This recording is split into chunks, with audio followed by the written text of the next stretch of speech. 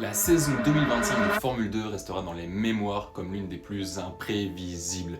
Et c'était déjà le bazar dans les paddocks avant même la première course. Un champion que personne n'avait vu venir, une course d'ouverture qui n'a jamais vraiment eu lieu et un scandale technique dès les essais hivernaux. Aujourd'hui, on débriefe la saison complète de Formule 2 2025.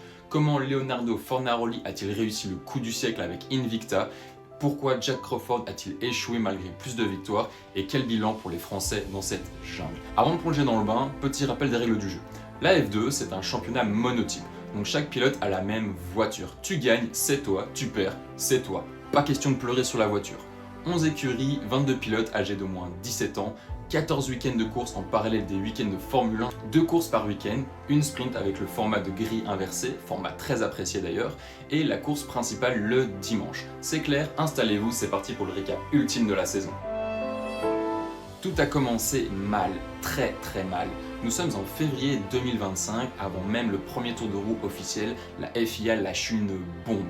6 pilotes, dont Jack Crawford et Cush Maney, se prennent des pénalités sur la grille pour la première manche. Pourquoi l'utilisation de capteurs non autorisés sur leur voiture d'essai pour collecter des données aéro-illégales? Chapeau les écuries!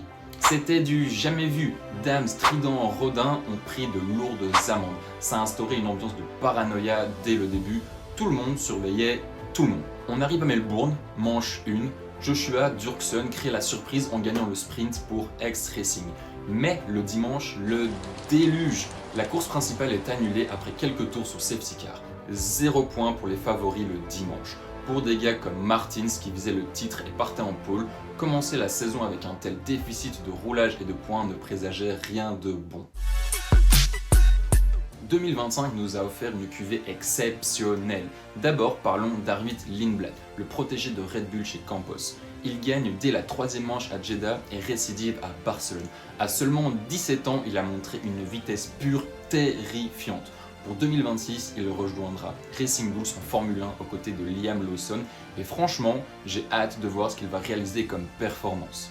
Ensuite, il y a eu la révélation Luke Browning avec High Tech. Terminant à une remarquable 4e place au championnat, il a démontré une rapidité d'adaptation immédiate à la monoplace d'Alara, s'établissant comme l'un des meilleurs qualifieurs du plateau. Sa saison a été couronnée par une victoire marquante lors de la course sprint à Monza. Browning a fait preuve d'une grande régularité dès le début et tout au long de sa saison, enchaînant les top 6 et décrochant plusieurs podiums, notamment à Imola. Malgré quelques difficultés en gestion pneumatique sur les longs relais par rapport aux autres pilotes avec un peu plus d'expérience, il s'est imposé comme le meilleur rookie classé de l'année. Cette performance fait de Browning le favori incontesté pour la lutte au titre Formule 2 en 2026. Et n'oublions pas Alex Dune. Dune, pilotant pour Rodin Motorsport, a connu une saison rookie solide et pleine de promesses. Terminant dans le top 6 du classement final, son point culminant fut une victoire exceptionnelle en course principale à Imola, où il a profité des circonstances pour démontrer une grande maturité stratégique. Bien que sa régularité en qualification ait pu être inégale, Dune a souvent montré un excellent rythme de course pour remonter dans le peloton le dimanche. Malgré l'instabilité rencontrée par l'équipe Rodin tout au long de l'année, il a réussi à se positionner comme l'un des rookies les plus performants. Son intelligence de course et sa capacité à capitaliser sur les opportunités le placent comme un prétendant sérieux pour le championnat de Formule 2 2026. Mais le cœur de cette saison, ça a été ce duel inattendu. D'un côté, Jack Crawford chez Dams, l'Américain était le favori logique. Il gagne les courses de la première moitié de saison les plus prestigieuses. Monaco, Silverstone, Bakou. Sur le papier, c'est le palmarès d'un champion fin 2025.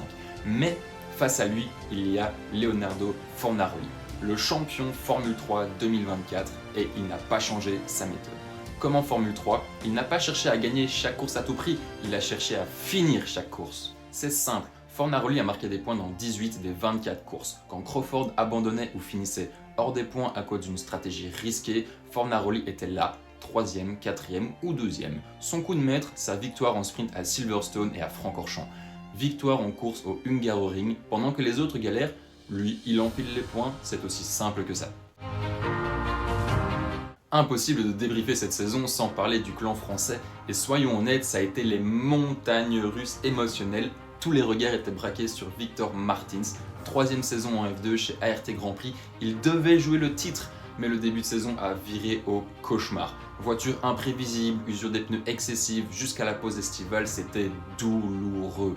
Meg Tunif s'est montré rapide en test de pré-saison, en terminant en tête lors de la dernière journée d'essai à Barcelone, montrant du potentiel pour sa première année en F2 avec Trident. Victor Martins, lui, entouré par ART Grand Prix, a souvent affiché une bonne vitesse tout au long de l'année, se battant régulièrement dans le top 10 et marquant des points importants. Quelques week-ends ont été difficiles. À Monza, les deux Français ont été contraints à l'abandon dans une course chaotique, illustrant les hauts et les bas d'une saison exigeante. Sur certaines manches, comme à Spielberg, Martins a réussi à inscrire des points solides, 7ème place, tandis que Meg Tunif a marqué quelques points ponctuels, dont un point de consolation en Autriche. Mais le moment fort de l'année pour Victor fut la victoire mémorable lors de la course au Qatar, où il a remporté la course à Losail juste au moment où le titre de champion 2025 était décroché par un autre pilote. À la fin de la saison, Victor Martins termine 11ème du championnat avec près de 100 points, ayant prouvé sa vitesse et sa constance, tandis que Meg Tunif, encore en phase d'apprentissage, termine 20ème avec quelques points marqués au compteur. La fin de saison a viré au chaos absolu. Bakou, manche 12, un crash massif au départ élimine plusieurs voitures et provoque un drapeau rouge interminable. Crawford gagne la course principale, ce qui lui redonne espoir, mais c'était trop tard. C'est aussi le moment où on a vu tourner des pilotes dans certaines écuries d'une manière totalement inattendue.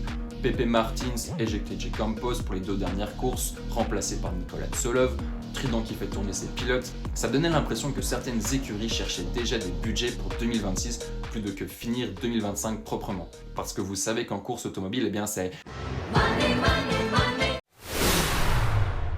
Alors, que retenir de 2025 ?